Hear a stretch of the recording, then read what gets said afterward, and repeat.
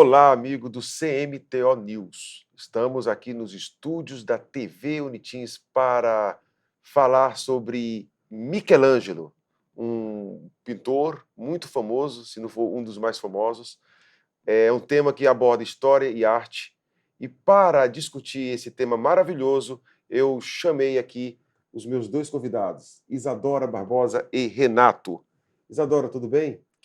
Tudo. Compartilhe aí, se apresente para o nosso público. Olá a todos, é um prazer estar aqui de novo e dessa vez para falar sobre o Michelangelo. Nessa tarde, eu espero que o conteúdo possa agradar a vocês. Renato. Boa tarde a todos, boa tarde César, Bacana. Isadora. Sou o professor Renato Barrete, sou professor de arte no Colégio Militar do Tocantins, Unidade 2. Sou formado em artes visuais pela Universidade Federal de Goiás, pós-graduando em ensino de arte, metodologias de ensino e processo de criação. E é uma honra e um prazer estar aqui hoje com o professor César, com a nossa estudante Isadora, para estar falando de um dos grandes artistas do Renascimento italiano, que é o Michelangelo Buonarroti. Bacana. Michelangelo disse o seguinte: o amor é a asa veloz que Deus deu à alma para que ele voe até o céu. Curta, compartilha, esteja conosco. Até daqui a pouco. Estamos de volta. Antes de entrarmos no assunto Michelangelo, eu quero agradecer aqui a um grupo muito especial da TV Unitins, na pessoa do Gleidson, do Farley e do Ismael. Um grande abraço. E para o Gleidson, cara, o teu Botafogo tirou meu São Paulo, viu? Vai ter revanche ano que vem. Bacana. E você que nos acompanha, esse podcast vai ser publicado no canal do YouTube História em Conexão e algumas partes na página do Instagram, CMTO News Oficial. Você se inscreva, compartilhe, seja nosso apoiador. Bacana? E agora, Michelangelo. É um tema muito interessante, envolve história, envolve arte, envolve muita coisa, né? Então, assim, vamos começar aqui a falar para o Michelangelo. A Isadora, que já é conhecida do nosso público, né, Isadora? Sim. Já viram você aqui outras vezes, né, Isadora? E quando não viram, eu estava nos bastidores aí, trabalhando por trás das telas. Bacana. Primeiro, você esteve aqui falando sobre Galileu Galilei. Por que você escolheu esse tema, Michelangelo? Por influência da minha tia mesmo, eu tenho uma tia pintora, então a arte ela sempre esteve comigo e ela sempre falou muito sobre ele para mim, porque para ela ele é um gênio, ele era como se fosse a inspiração principal dela. Eu lembro que quando nós estávamos falando sobre Galileu Galilei, no decorrer do podcast você falou, poxa, eu escolhi Galilei, Sim. mas eu deveria ter escolhido Michelangelo. Lembras? Uhum. No meio do podcast, nós já estávamos nos organizando para a parte 2 aí com você, né? Mas um tema um pouco diferente. Legal. Os dois são controversos, né? Sim. Os dois viveram praticamente, são contemporâneos, foram contemporâneos, né? No período do Renascimento. Então, o contexto histórico basicamente é o mesmo. Você que nos assiste, nos acompanha, neste canal tem um podcast com ela sobre Galileu Galilei, beleza? Bacana, Isadora. Então, Isadora, nosso público está querendo saber a história, onde, quem foi, família, quem foi Michelangelo? Conte para nós. Michelangelo, ele nasceu em 6 de março de 1465. Ele foi pintor, ele foi arquiteto e, principalmente, o que fez ele ser famoso foi suas esculturas na pedra. Michelangelo, ele nasceu em Caprese, na Itália, só que assim que ele cresceu mais um pouco, ele já foi para Florença e ele passou boa parte da vida dele entre Florença e Roma, né?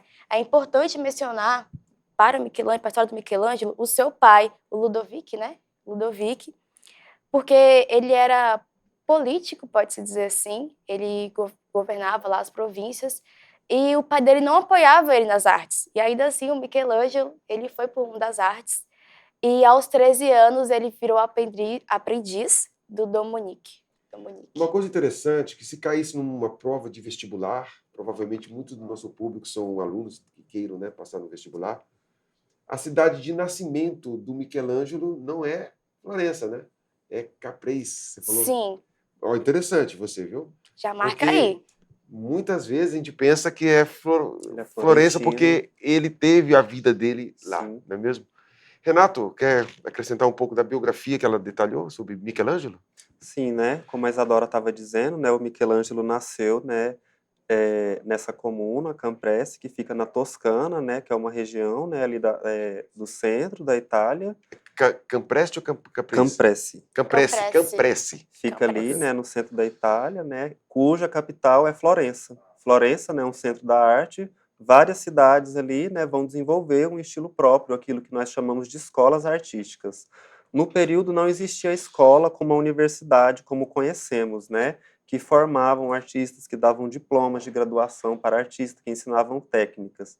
O que existia eram essas escolas que tinham suas tendências, seus próprios estilos artísticos, desenvolvendo em várias regiões da Europa, né?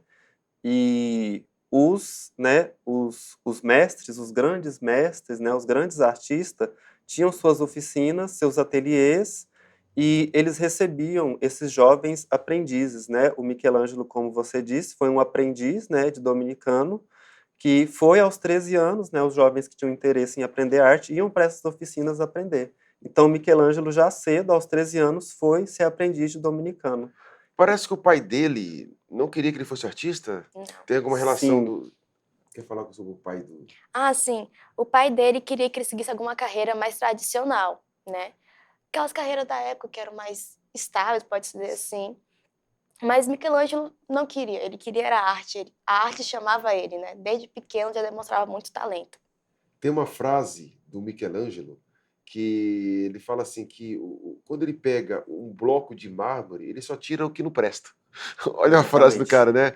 Assim, o que ele tira do mármore e lapida lá a obra de arte, o que ele tirou era o desnecessário. Exatamente. Né? Interessante. Tem algo relacionado entre Michelangelo e a família Médici da época? Tinha uma família muito Sim. rica em Florença, Sim, né? sim. Tem alguma informação sobre essa família, meu amigo Renato? Sim. Quando nós saímos da Idade Média, né, e entramos ali nesse período conhecido como Renascimento, né, temos os mecenas, surgem as figuras dos mecenas, que são famílias que vão encomendar arte. Não é apenas a Igreja Católica que vai encomendar a arte sacra, né, a arte sagrada que faz ilustração das narrativas bíblicas, né? Vai continuar essas narrativas bíblicas durante o Renascimento, durante o Barroco, durante outros movimentos, outros estilos artísticos, mas também surgem os mecenas, né? Sim, eram os que compravam a Que obra, que compravam, que financiavam. encomendavam, né, as obras de Bacana. arte, né, para suas coleções particulares. O que acontecia, né? Como tinha várias, tinha pequenas, né, pequenas cidades, né, tinham as nobrezas, né, essas pequenas cidades. Como que era a forma delas marcarem, né, a sua passagem pelo mundo, né, pelo mundo físico, né? Era através da arte, era através de construção de monumentos, né, através da pintura de painéis e por aí vai. Então essas encomendas, né, os Médicis eram uma família que é uma das mais proeminentes do período, um dos que mais encomendam, mais compram arte, né, nesse período. Importante falar isso, professor, porque vai ser nesse convívio com os Médici que o Michelangelo vai ter acesso à cultura, à inteligência lá, às ideologias do Renascimento e começa a interagir mais com a alta sociedade, mesmo com a corte. O que você falou aí já dá para entrarmos já no segundo ponto do nosso podcast, sobre a questão do contexto. Eu, como professor de história, eu não gosto da expressão à frente do seu tempo. Eu acho que todos são filhos do seu tempo. Para você que gosta de história, amante, estudioso, para você que é acadêmico, professor que nos assiste, Mark Bloch, ele é um autor, acho que você conhece, né, Mark Bloch, eu sou apaixonado na historiografia de A Mark Bloch. historiografia Olha só. contemporânea. Mark Bloch, Legoff, você deve conhecer, Sim, Duby, vários historiadores ali que estudam esse média para a Idade Moderna. sim, E ele fala o seguinte, ele fala que todos somos filhos do nosso tempo e nós parecemos muito mais com nossas com a época que nós pertencemos do que com os nossos pais. Exatamente. Beleza? Então, falando do contexto de Michelangelo, ele foi contemporâneo a Galileu Galilei, né? Talvez eu não sei assim agora memorizar datas, mas foi contemporâneo. Vamos colocar no mesmo conjunto de eventos que eles viveram próximos ali, né? Dá para associar. Dá, né? Aí, ó, professor de história, às vezes esquece as datas, viu, gente? Acontece, porque a nossa história agora não é mais factual, né, cara? É os processos históricos. Exatamente. Mas, enfim, temos que, sim, colocar as datas, que também é importante. Então, ele foi contemporâneo a outros artistas da época. Sim. Né? Estava acontecendo no mundo eventos no campo da cultura, da religião, que foram significativas para a mudança, né, da Idade Média para a moderna. Então, assim, quero que o nosso público, você possa detalhar para eles as características, qual foi o contexto, qual foi a época do Michelangelo. Sim. Bem, o Michelangelo ele viveu durante o Renascimento, uma época muito importante. Você deve conhecer essa época aí também por causa do Leonardo da Vinci, que também participou desse movimento.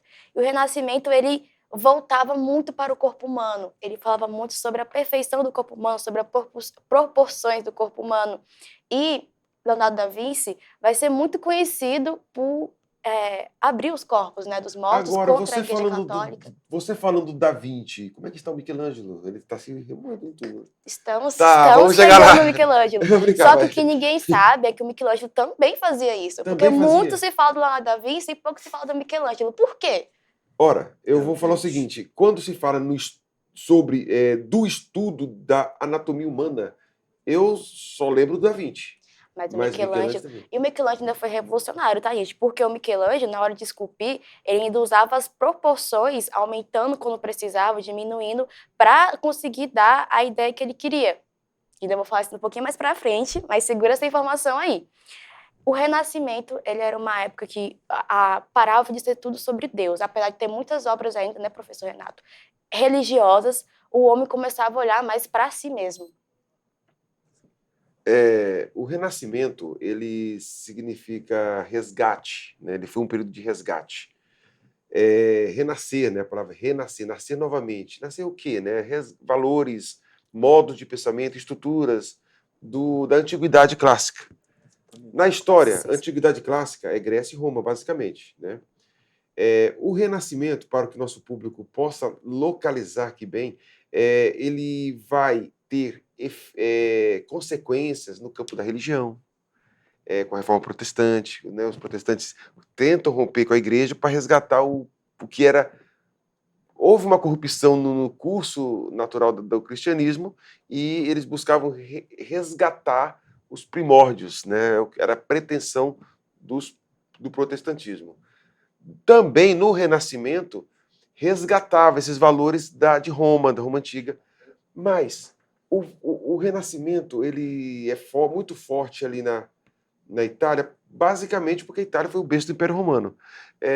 Mas assim, vou deixar para o Renato entrar mais nesses detalhes sobre o contexto, sobre as características que ela falou.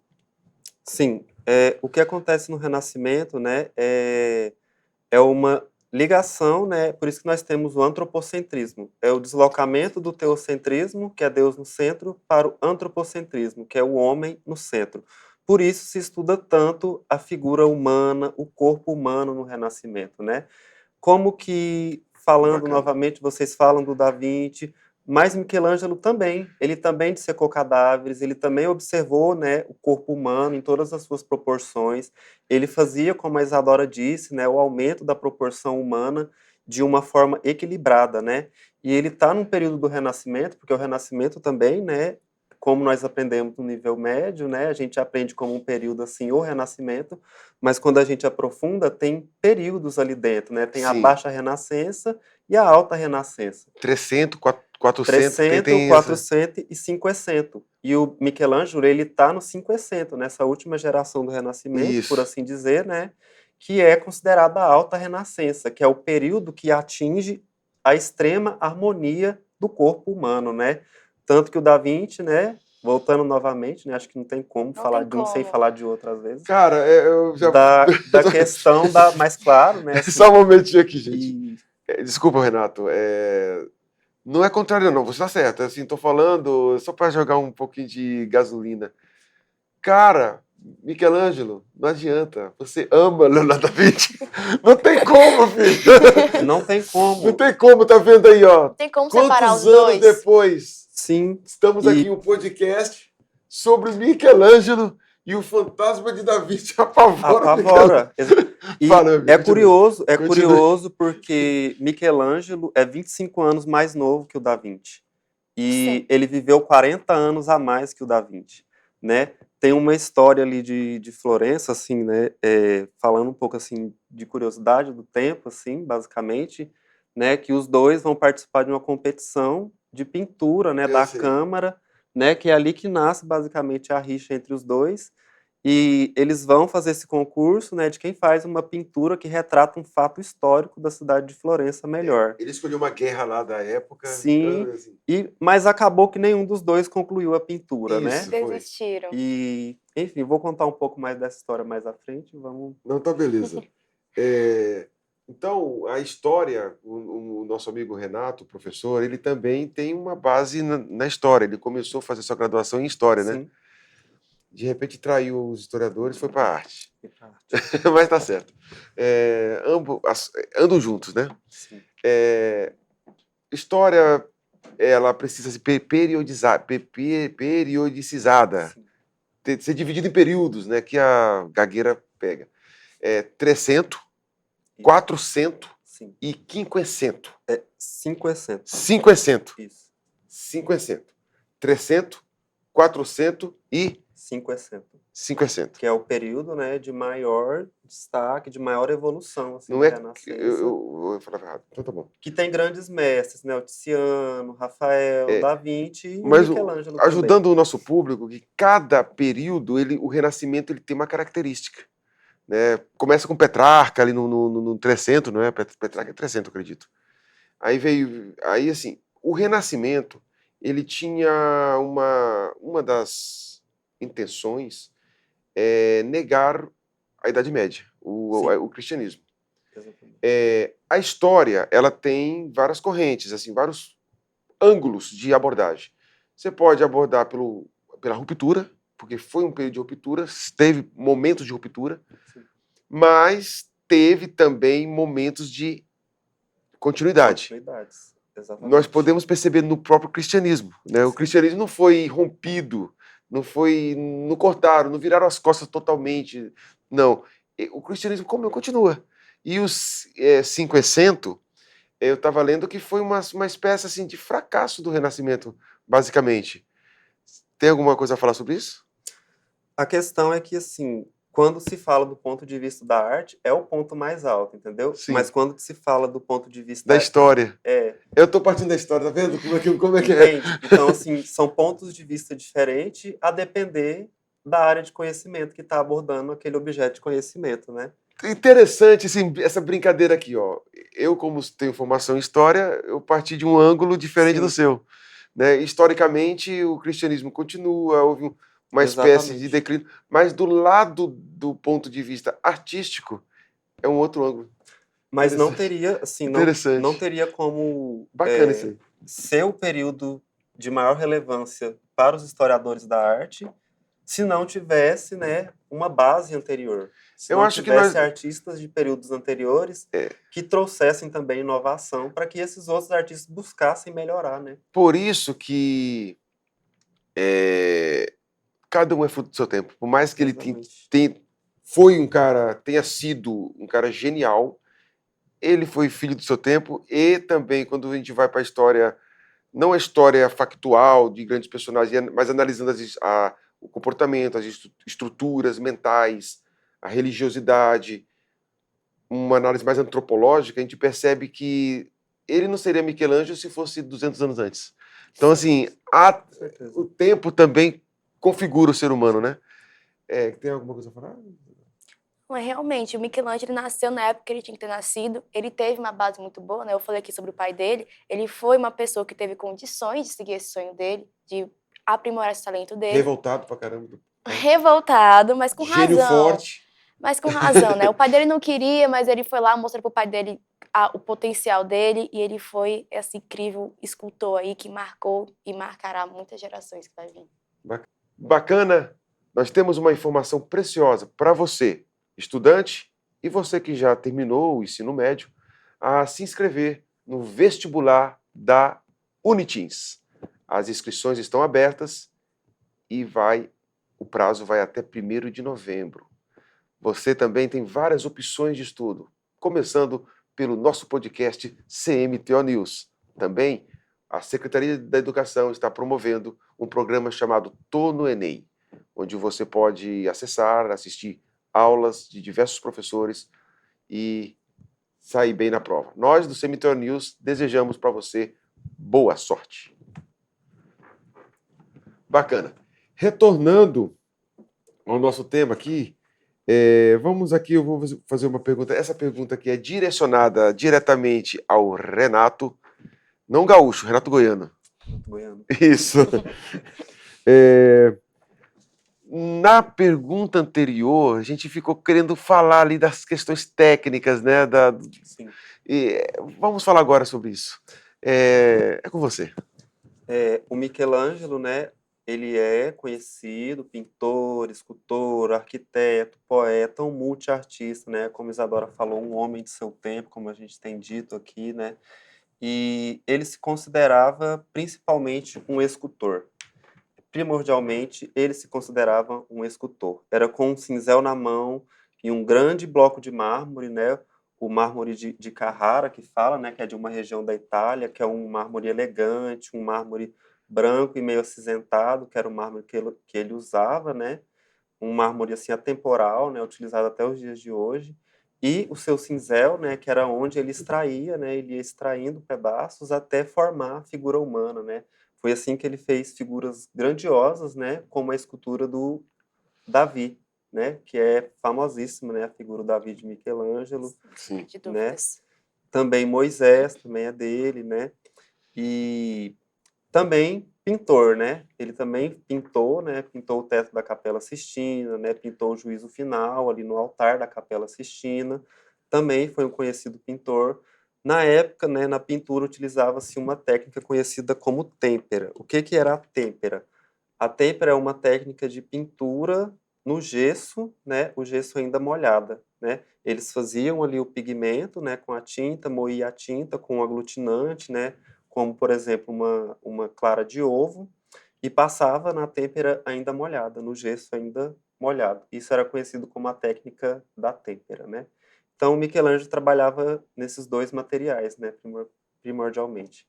Tanto o mármore quanto, né, a têmpera, a pintura. Tinha uma informação que ele era tão perfeccionista que ele ia até Sim. as minas lá para encontrar ou escolher. Sim, ele ia pessoalmente, né, passava, assim, às vezes vários meses escolhendo o bloco de mármore que ele gostaria de trabalhar. Ele era bastante seletivo, né, foi ficando assim, começou a trabalhar muito cedo, né, como eu disse, ele foi aprendiz desde os 13 anos, aos 20 anos ele já tinha, né, já tinha formado, né, o seu próprio gênio, a sua própria pessoa, o nome dele já era falado, assim, né, na cidade de Florença, na toda a Itália. Sobre Davi, foi justamente, você falou que foi um bloco de mármore que veio, né? E ele retrata, porque geralmente o Davi era retratado com Golias, com a cabeça do Golias, Sim. mas ele retrata o Davi antes do confronto com Golias, com um semblante assim de apreensividade, apreensivo.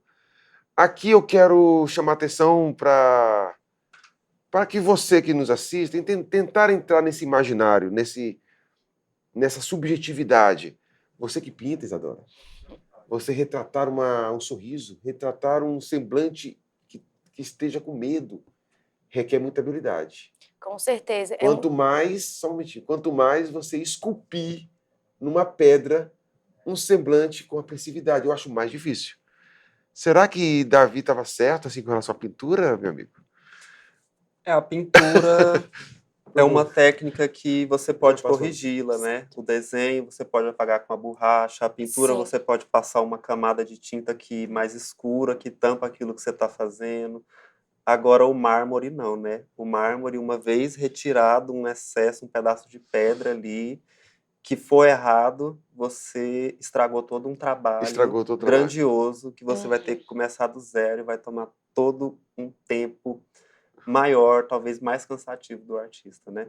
Não é um trabalho descartável, não é um trabalho que você faça sem um planejamento excelente. Isadora? Falando sobre as pinturas, né? Que nem o professor Nato falou, quando a gente desenha, a gente pode apagar. Um rosto com um sorriso é muito mais fácil do que um rosto com muita expressão, ainda mais quando nós temos rugas de expressões. E sobre esculpir, né? Esculturas. Quando você mexe com uma escultura de argila, como eu já fiz, é muito fácil, a argila é molinha, você errou, você tira, coloca de volta. Agora, uma pedra, você errou, já era. E é devagarinho, ele vai assim, martelando, vai tirando um pedacinho por pedacinho. Tanto que demorou. O Davi demorou, se não me engano, professor, se eu me corrija, 3 anos para ficar pronto. É muito tempo.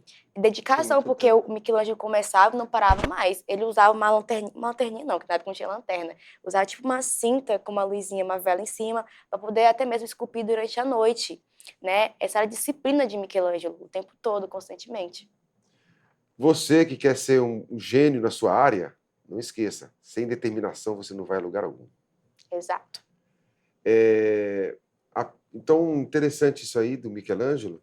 E outra coisa com relação à arte renascentista.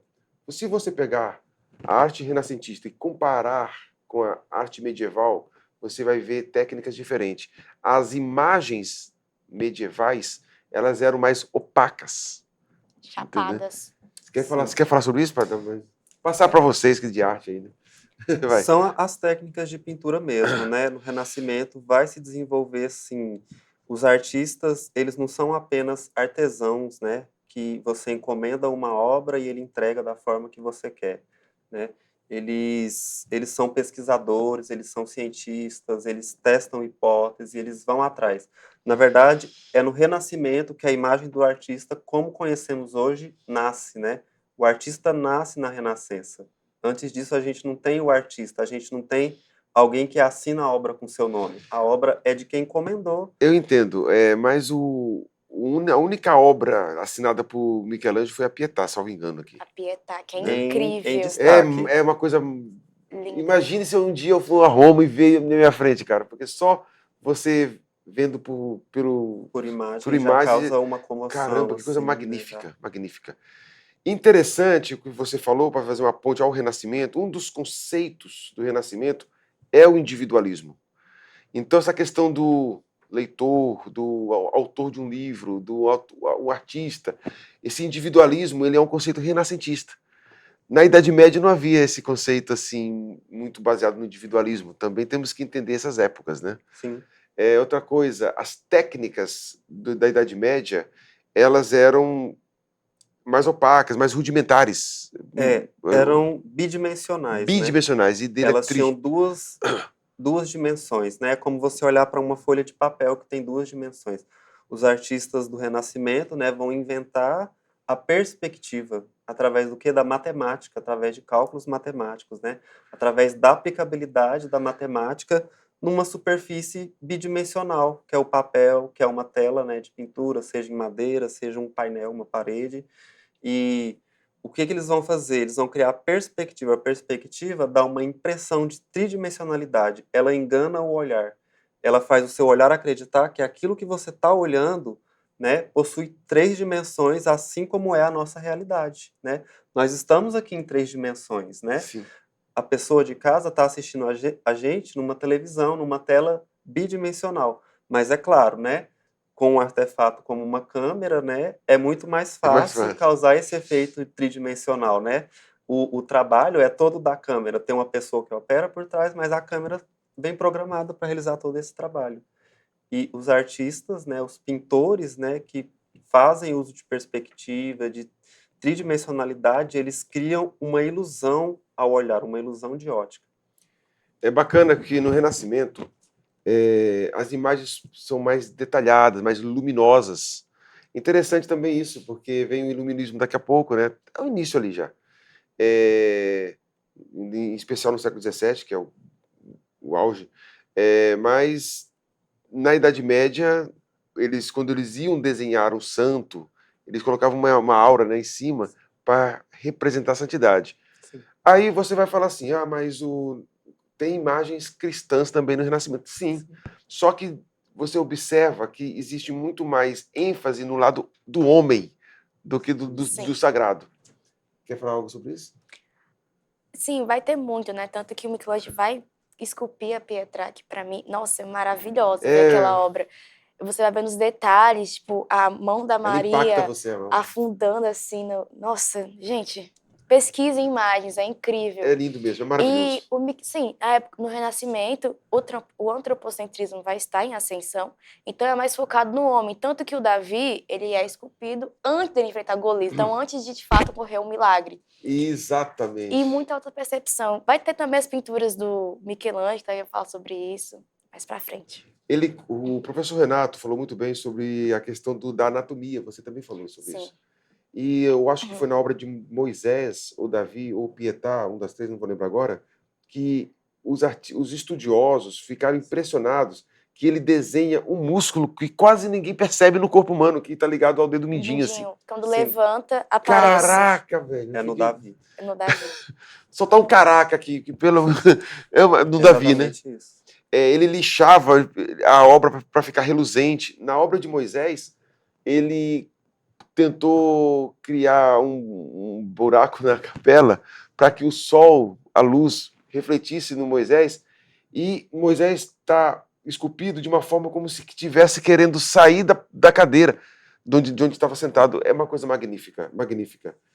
Por que Da Vinci ficou mais famoso, então, Isadora? Voltando aqui. Eu acho que é porque ele começou, né? Ele foi o pioneiro, foi ele que começou ali, veio antes. Quem vem primeiro, normalmente, pega os créditos. Ele encontra o lugar dele, né? Exato. Então... Mas Michelangelo não ficou para trás, viu? Tô aqui por você, Michelangelo. Você não ficou para trás. Olha, você sabe que na escultura não tem para ninguém, é o seu nome. Eu tenho umas questões, assim, umas certas ressalvas com pessoas muito famosas, né? Galileu, né? Por que Galileu? Tiveram vários jesuítas que estudaram também e tal. Eu vou aqui resgatar os oprimidos. Da Vinci, tu é o cara, eu sei, mas, cara, Michelangelo também, viu? Sim. Eu vou dar um desconto aqui.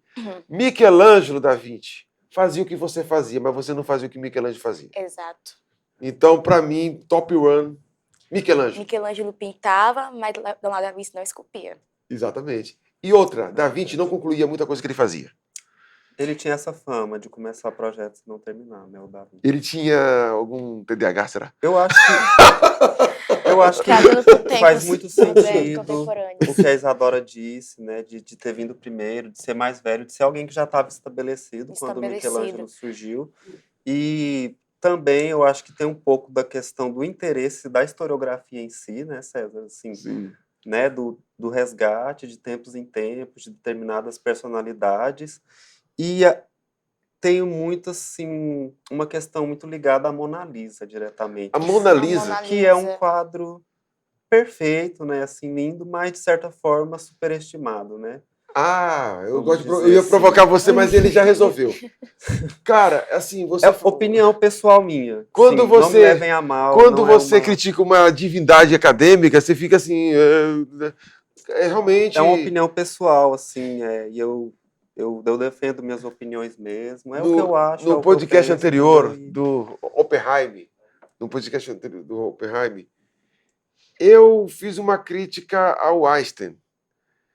Mas é aquela coisa, com cuidado, né? O cara é santo na academia, né? Vou dizer uma coisa, cara. Existe na academia muitas coisas boas que você aprende para a sua vida intelectual. Mas também, não sei se o amigo vai concordar, existem algumas coisas assim que todos os professores gostam, tradicionalmente e tal, mas você, a tua individualidade, você vai... é bonito porque você não quer entrar em controvérsia. Não quer, né? Eu sempre achei Mona Lisa um pouco subestimado também, superestimado. Não, tem rumores que ela nunca nem foi finalizada, a Mona Lisa, né? Por conta da sobrancelha. Sim. Mas, enfim, não vamos ser censurados por isso, né? Pessoal, já falando das obras aqui, já estamos nas obras. Isadora, as 3 principais obras de Michelangelo para você, explique por que você escolheu essas 3. Nossa, Mas escolha 3 e explique por quê. Escolher 3, só 3. É. Vamos começar já falando Ó, muito, falando muito Eu aqui. estou dando um desconto, porque eu coloquei Hum. assim, explique as 3 principais obras, mas eu quero do teu ponto de vista. Não, tá. Independente se a maioria quer, É que do teu ponto de o vista. problema é escolher, professor. É tão difícil. Vamos começar pelo Davi. Já falamos muito aqui sobre o Davi. E realmente, por tudo que já falamos, essa questão da anatomia está sendo muito bem descrita. A disciplina dele, a determinação dele de esculpir. A segunda é o teto da Capela Sistina. Capela Sistina. Juízo final o nome da obra, né? o Não é? teto. O teto, É, professor. mas não, o teto da Capela Sistina, mas é o juízo final que ele pinta lá, não, Não, O nome da obra é o, Sistina? o juízo final, ele É tá um no altar painel, da Capela é. Sistina, na verdade, né? E Bom, vamos falar no do que eu teto pensava. da Capela Sistina, ele pinta passagens bíblicas, né? Principalmente do Antigo Testamento, né? Então é a Capela Sistina que você está... Sim, é o teto. O teto. Porque é muito interessante como ele pintou, porque ele teve que fazer todo um painel suspenso para conseguir pintar. Ele usou a técnica do gesso, que o professor mencionou lá, da têmpera de fazer lá, pintar. Ele precisou ter outros artistas com ele. Não sabemos o nome deles, mas ele precisou até mesmo treinar, ensinar esses artistas para estar ali com ele. E ele não era muito seguro na pintura quando ele fez a Capela Sistina, tanto que ele fazia o rascunho. Mas com o tempo ele parou de fazer rascunho, começou a fazer a mão livre mesmo e saiu toda aquela perfeição que é muito linda. Que David fica depois, brincando com o David. Foi um grande Eu pintor. acho que coloca a Mona Lisa no brincadeira, chinelo. É brincadeira, a gente gosta do Sim, sim. Davi. A questão assim de preferência não é que o outro não presta, não existe isso. Não é É questão pessoal, mas são... As tartarugas ninjas são boas, né? São todas. Todas, né? Sim. Todas salvam o dia. O Donatello, Tem um Rafael. Tintoretto. Eu sou fã desse cara. Ele fez juízo final muito... Pra mim, a Santa Ceia de Tintoretto. na minha opinião, é melhor do que o do Da Vinci. É. Vou apanhar por isso, não vou? Eu vou... Não, assim, Você eu mesmo. também vou, assim, né? Aproveitando aí, vai. Porque, a princípio, o Michelangelo não queria pintar o teto da Capela Sim. Sistina, né? Não, eu não queria. Foi uma encomenda do Papa Júlio II, Você falou das que três. Não, faltou. era uma capela criada pelo Papa Sisto IV, né? Por isso que nós chamamos de Capela Sistina. E lá, o que acontece? As paredes são pintadas por outros mestres do Renascimento. Rafael Banzio. Donatello, Tintoretto. E ninguém fala deles, todo mundo só fala Sim. do teto que Michelangelo pintou e do altar que ele também pintou. E ele fez várias pinturas ali no teto da Capela Sistina, várias pinturas. A mais famosa, a criação do homem, né? E são tantas pinturas que, assim, às vezes as bonita pessoas essa. veem uma foto de todo o teto, assim, quando eu mostro em sala de aula mesmo, os alunos acham assim, nossa, Muita parece que está informação. poluído, que é muita informação. É muita informação Mas mesmo. quem fala, os historiadores da arte que já visitaram, falam que é tudo muito harmônico, tudo muito bem distribuído, o espaço é muito amplo. Cheio entende? de mensagens não bíblicas É porque também, o né? Michelangelo- Tem vá dele É. com... E curiosidade, assim, né, porque ele pinta ali num período renascentista, de 1508 a 1512, né? Diz que a princípio não queria, que ele recusou, ele falou, não, porque eu sou um escultor e eu não quero, né? Chamou assistentes para ajudar eles, agora acabou que ele tomou gosto e falou, não, acabou dispensando o assistente, ficou trancado 4 anos seguidos lá dentro, deitado em andaime, olhando para cima, disse que ele até aprendeu a ler carta dessa forma, assim, porque ele estava tão acostumado a olhar para cima, que ele ia ler uma carta, ele tinha que colocar para cima para ler. E, né, vários anos depois, ele é convidado para voltar e pintar o quê? O altar da Capela Sistina. Ele pinta num estilo totalmente diferente. Ele faz uma obra, né, o Juízo Final, que é a obra que introduz o barroco. Então, ele é um gênio renascentista que vai introduzir O barroco na Itália. Atenção. Ele é pioneiro do barroco. Da mesma forma que você disse que Leonardo da Vinci é pioneiro renascentista, ele é pioneiro do barroco. Ele acho que o Petrarca é o primeiro, né? Ele é um dos primeiros... O Petrarca, né? Que seria o primeiro, né? Eu acho que tá ele entre o Van Eyck também. Tem o John Van Eyck, que ele faz uma pintura também que já tem ali indícios de perspectiva, né? De profundidade dessa relação tridimensional. Interessante, Renato. Só um momentinho. Ela falou para você, primeiro Davi. Davi. Segundo Sistina. Sistina. A capela. O teto. O teto. E o terceiro? O terceiro é Pietra, sem sombra de dúvidas. É Sombra de muito dúvida. lindo os detalhes, o cuidado. E detalhe é que ele não esculpiu a parte de trás, né? Só a parte de frente mesmo. E ver Maria, né, a Virgem, segurando Jesus. Ali, O Jesus, tipo assim, ela plena e o Jesus se contorcendo ali. e não era Rapaz. fácil desenhar toda a anatomia, costela, os detalhes Sim, de um corpo desfalecido. e foi A dificuldade também, o grau de dificuldade era Mas, altíssimo. justamente porque ele dissecava corpos, ele sabia muito bem o que estava fazendo. Foi a única obra que ele assinou, evidentemente, ali na faixa. Ele foi ensinar escondido, ele entrou de noite, não foi escondido. Foi? Foi. Mas tudo bem. Essa curiosidade eu não sabia, fui pego de surpresa aqui, ó. Falando sobre o juízo final, quando o Michelangelo pintou, tinha muita nudez. Sim. Aí o Papa Sim. chamou outro artista para poder pintar por cima alguns mantos, algumas roupas. É uma igreja, né, gente? Renato, quais são as suas 3 obras que você escolhe de Michelangelo? Olha, como ele se considera um grande escultor, eu acho que seria muito ofensivo não colocar nenhuma escultura, né? Então, assim, claro que em primeiro lugar eu coloco a Pietà também, porque, né, ela tem, assim, uma grandiosidade, uma expressividade, né? E considerando um material de difícil trabalho, né, que é um mármore, né, que é um material duro, que você tem que extrair, que o erro, né, coloca em jogo, né, toda a obra, né, todo o produto final. Então, assim, acho que a Pietà fica muito difícil não colocar ela como o Davi também, né, assim, Lindo. o Davi, ele consegue expressar coisas que a gente sabe que está por baixo da superfície da pele, que a gente vê, né, que a gente sente que tem, como ossos, tendões, né, É muita perfeição. veias e músculos e tudo aquilo assim, de uma forma anatômica que hoje nós sabemos, né, que foi estudado, que é levado até para as aulas de anatomia, dos cursos de medicina, de educação física, para as pessoas estudarem, né, os próprios desenhos dos artistas renascentistas. E eu acho assim, a Capela Sistina, assim, são várias pinturas, né? São várias narrativas, várias representações diferentes. Mas eu tenho que colocar a Capela Sistina como um conjunto da obra, assim. E eu sou apaixonado na pintura do Acredito que juízo final, assim. eu acho que nós entraríamos em acordo aqui. Sim. Pietà para mim em primeiro lugar. É uma Eu coisa colocaria assim, Pietà em eu vi a primeiro lugar. imagem assim, dá vontade de se ajoelhar. Eu que sou cristão, dá vontade de falar, rapaz, é uma coisa assim que inspira uma santidade, assim, uma coisa magnífica, magnífica. Juízo final. E eu tenho uma curiosidade sobre o juízo final. Ele tinha 23 anos de idade. O assistente do Papa na época chamava-se Biagio de Cesena, alguma coisa assim. Ele fez uma crítica ao Michelangelo, e Michelangelo odiava a crítica, ele tinha um ego absurdo. Sim. O que ele fez? Quando você pegar a obra de Juízo Final, você vai ver um cara nu e um demôniozinho com rabo assim mordendo o pênis do assistente do Papa. Sim. O cara, sabe? Eu acho que é mal de gênio, ter orgulho muito grande. Galileu também, né? Galileu também. Ele tinha um gênio muito forte, Galileu realmente. preferiu assim. morrer do que...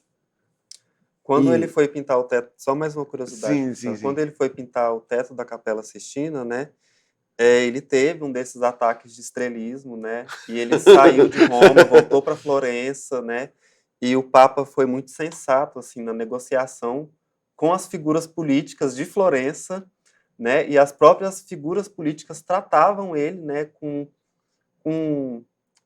Uma celebridade, né? sim, como uma celebridade, né, Sim. como uma personalidade, e foi toda assim, toda uma mobilização da cidade para convencer ele a voltar para Roma e continuar o trabalho na Capela Sistina. A igreja foi uma das grandes mecenas do Renascimento. Sim, A igreja. Aí ele teve vários. Porque assim, houve vários papas, né? Teve o Papa Júlio, que você falou, depois teve o Leão João X, II, e depois o Paulo III, não vou lembrar direito.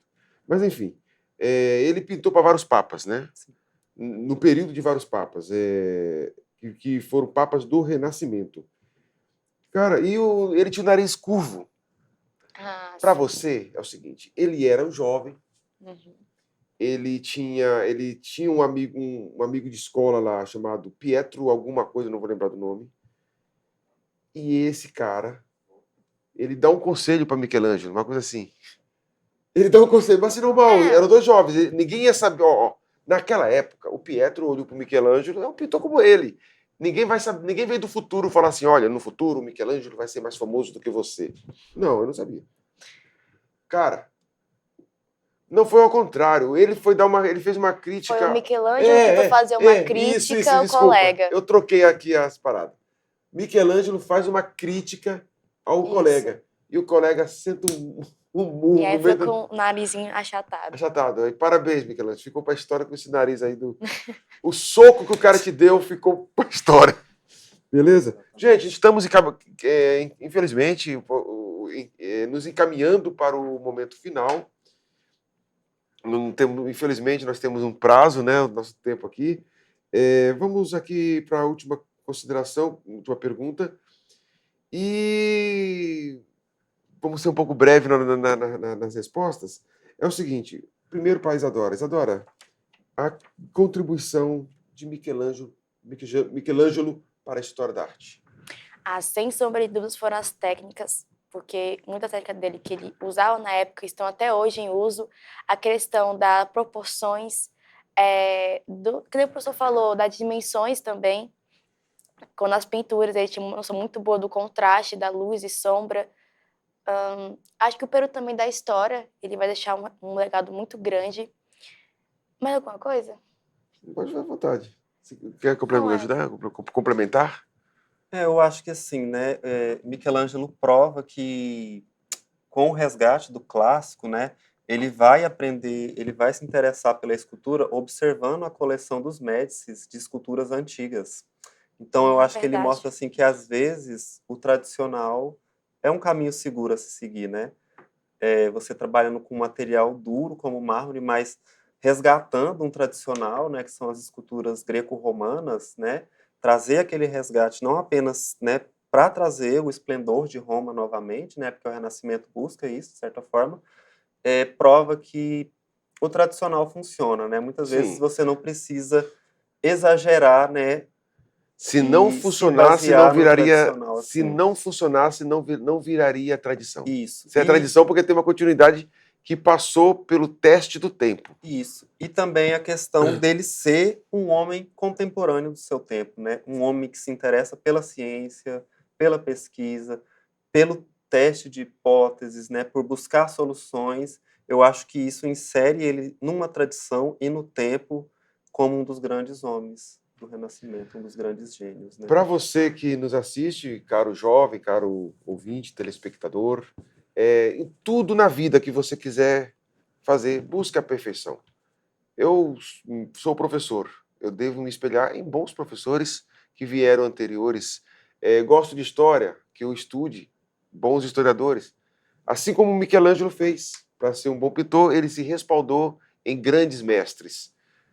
Até você é um pedreiro, é simples? Beleza.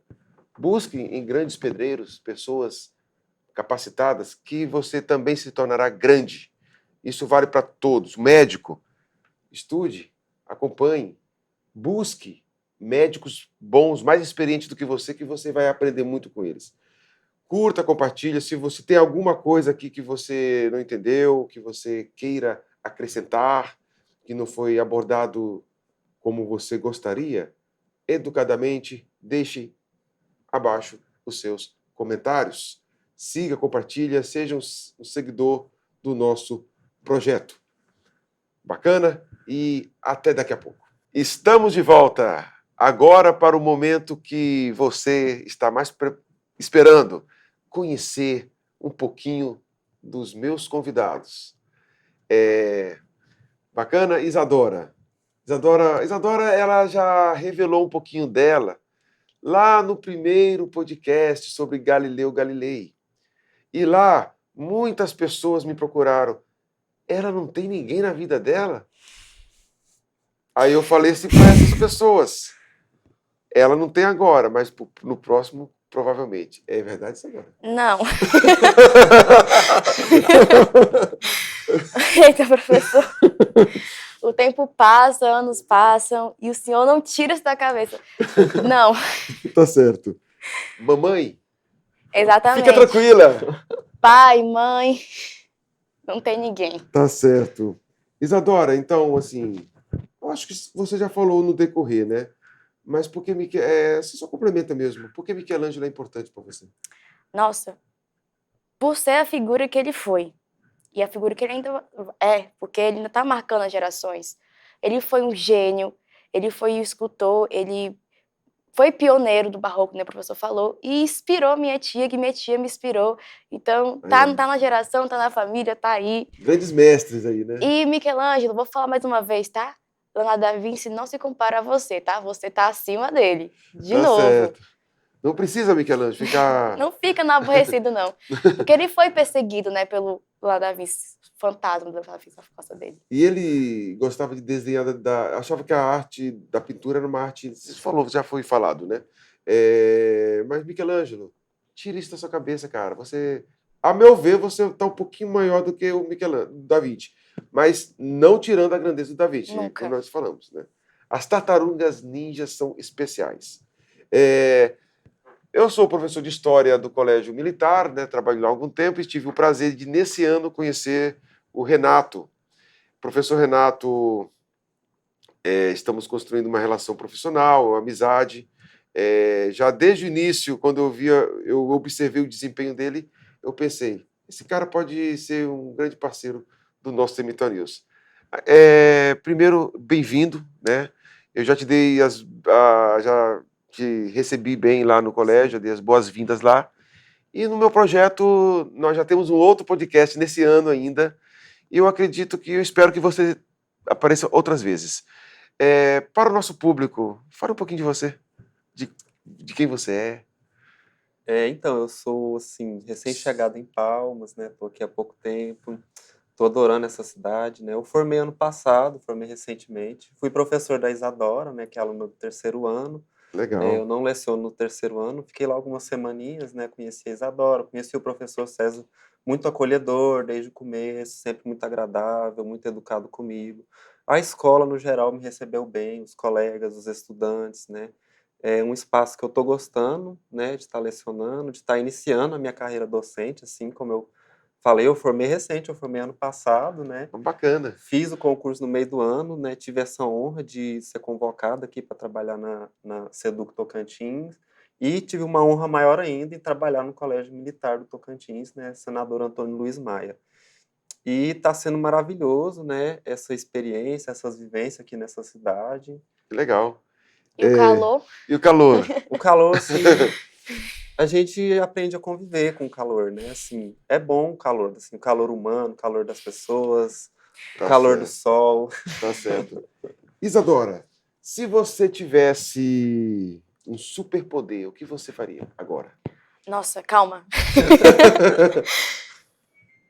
Já pensei muito sobre isso e toda vez que eu penso eu mudo, mas no momento eu acho que eu queria ter super força. E o que você realizaria com essa força, uma super força? Eu sempre quis fazer aquelas cenas de filme de levantar carro com uma única mão, segurar assim, que nem fazer uma pizza. Sim. Eu tenho vontade. Certo. E você, meu amigo, se você tivesse um poder mágico, o que você faria na tua vida? Agora, assim, ó, um poder que você tivesse, assim, de transformar alguma coisa, o que você transformaria? Agora, no momento, assim, assim, É pergunta assim, eu rápida. tenho muita vontade de me tornar invisível. Não tô com essa vontade no momento. Bacana. Bacana, Ainda bem que eu bacana. não tô com essa vontade, assim, né? Eu tô gostando de estar visível aqui, mas Bacana. Isadora, qual foi a coisa mais inesperada que você já fez? Vim pro militar, entrar no militar. Oh, que legal. Eu nunca tinha imaginado uma carreira militar, mas agora eu penso em seguir. Eu percebi que você... Não, você já fala, você gostava da Marinha, né? Sim, Já na segunda série, eu sou professor seu desde a primeira até a segunda. E você gostava da Marinha, sempre você falava ma- bem da corporação, né? Da Marinha, né? Que queria seguir carreira. Ainda tem foco nisso? muita. Nossa, eu sou apaixonada pela Marinha. E lá não faz, assim, nenhum critério de altura, que você é baixinha, né? Nossa. Não, mas eu tenho a altura mínima. Eu tenho a altura aqui, ó, o mínima. Renato aqui, ele é alto aí, ó. O problema é passando. que eu penso assim, é natação. Eu tenho um pouquinho de medo de água. Mas Não, fora é isso, zoeira, só. Mas beleza. Renato, chá ou café? café. Pizzaria ou churrascaria? Pizzaria, Praia ou montanha? praia, Você prefere a pizzaria do que a churrascaria? prefiro. Pizza é muito bom, professor. Itália, onde nasceu aí Michelangelo. Ah, eu sou mais do churrasco, mas eu gosto da pizza também. Daqueles como o italiano fala teu gestinho, né? É muito Tem que engraçado ter o isso aí. gesto. Isadora, Nossa, essa cara. você já foi traída alguma vez? Não, Ó, essa aqui, se ela for esperta, ela não refuta o que ela falou antes, que não tinha ninguém, né? Não tinha ninguém, então Tá certo. não. não se contradiz. Não. Tá certo, tá certo. E Renato, você já foi traído? Olha, não que eu saiba. Tá certo. Melhor não saber. Se eu fui, não me conte. Gente, é o seguinte, como ela, desde Galileu Galilei, né, ela disse que não tem ninguém, então não foi traída, né? Então a pergunta perdeu sentido. Então, assim, você tem medo da morte? Tem medo da morte? Eu tinha muito. Hoje em dia não tenho, porque é o que dá sentido à vida, né? Tô mais filosófica hoje. O que Oh, dá legal. sentido. Legal. Não teria sentido viver a vida se não tivesse a morte, então. É um fato natural da vida. É, Né? É a única certeza que nós temos. que nós vamos morrer. Não Então, sabemos beleza. quando, nem onde, mas nós Você vamos não morrer. encara com um medo, né? Deixa acontecer, viver, vai É. vivendo, vai trabalhando e é isso. É isso mesmo? Eu É entendi, isso entendi mesmo. errado. Mas às vezes eu leio alguns poemas, assim, de poetas, tipo a Cecília Meireles. Meirelles, a Clarice Lispector, que escreve enquanto eles estão morrendo, me bate um pouquinho de medo, que ele escreve umas coisas pesadas assim, eu fico pensando, mas em geral, não tenho. Olhe para aquela câmera e fala assim: mande um beijo para quem você ame. Vó, um beijo pra você, vó. Ela não fala no rapaz, velho. É impressionante. É a avó, né? Tá certo. Vó. E manda um abraço para sua mãe também, né? Ah, Ela é, passou minha por um mãe problema de saúde, né? Você me contou. passou. Mãe, Mãe da Isadora. um abraço Saúde. pra senhora, ela assiste demais, ela Assiste, gosta. né? E a tia é inspiração. Ai, minha tia, que é minha inspiração, minha tia Solange Alves, artista plástica, formada pela UFT. Um beijo pra senhora, tia. Bacana. Renato, você tem medo da morte? Tem. Explica aí. Todos os dias, né? Assim, vai chegando uma idade que a gente vai pensando nessas questões assim, né? Da vida, da morte. Mas não assim num sentido de quem tem um temor, entendeu? Não chega a ser não chega uma a ser um fobia. temor, Não é chega... um medo de parar de viver, entendeu? Porque eu tô vivendo tanto, eu tô mas eu aproveitando entendo, tanto a senhor. minha vida que Que bom. Não é sobre eu não morrer, quero que esse momento passe. é Tá sobre certo. deixar de viver, né? Eu não tenho medo de morrer, eu tenho medo de deixar de viver. Olha que legal. Renato, olhe para aquela câmera e mande um abraço, um beijo para quem você ama. Aí eu vou mandar um abraço para minha mãe, que com certeza vai assistir. A única pessoa que eu tenho certeza que vai assistir, assim, um abraço para os meus colegas, para os meus estudantes do CMTO, as pessoas que eu estou conhecendo aqui em Palmas também, essa cidade maravilhosa. Está sendo muito bom essa experiência com vocês, estar conhecendo essa cidade. Bacana, bacana. Isadora, então chegamos ao nosso momento, então eu quero que você primeiro, depois o Renato, faça as considerações finais e se houver alguma indicação, fique à vontade. Bem, agradecer por estar aqui, primeiramente, né? É sempre uma honra estar aqui, tanto à frente das câmeras como atrás das câmeras. Sobre Michelangelo, já disse tudo que eu tinha para falar sobre ele. Um artista incrível, que marcou gerações, que me marcou também muito pessoalmente.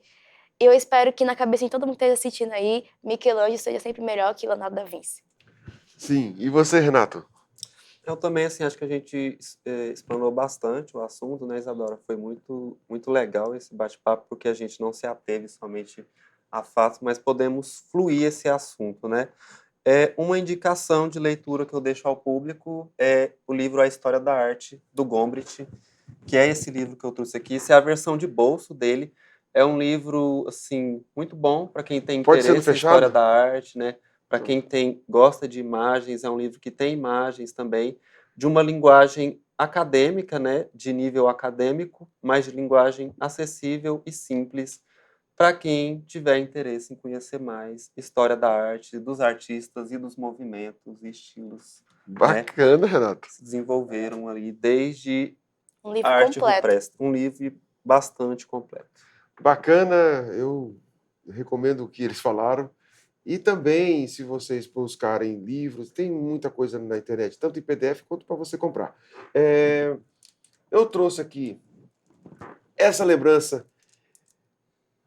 É para produção da TV Unitins. O Botafoguense não está merecendo, não, porque tirou meu time, meu São Paulo. Mas um abraço, brincadeira. Ó, para o grupo aqui, para a produção, uma lembrancinha. Isadora, muito bom ter você mais uma vez. E para falar para o nosso grupo, provavelmente é a sua despedida do Cemitério News. Sim. A Isadora, ela é uma das pioneiras, junto comigo e mais alguns alunos, e vai fazer falta. Aproveito aqui também para mandar um abraço, um agradecimento para Maria Luísa, que foi gigante no projeto. Maria Luísa, você faz parte e nunca será esquecida, assim como você. Beleza? Saudades, Malu. Nossa Senhora, Maria Luísa acompanhou toda a nossa trajetória. Sim, sim. Obrigado por você acreditar nesse projeto. O ano não acabou, mas provavelmente é o último podcast de você como aluna. As portas vão estar abertas, quem sabe depois, no ano que vem. Quem sabe você tenha alguma participação especial futuramente. Beleza? Vai um chocolatezinho para adoçar a sua vida. Obrigada, professor. Beleza? Mais uma vez. E você, meu amigo, as portas estão abertas, né? Já temos um outro podcast para participar. Vamos falar sobre fotografias. E obrigado. Eu que Beleza? agradeço. Quanto a você, curta, compartilhe, seja um seguidor, CMTO News, Instagram, História em Conexão, YouTube. Aqui é César Augusto. História para dentro da cabeça. Tchau.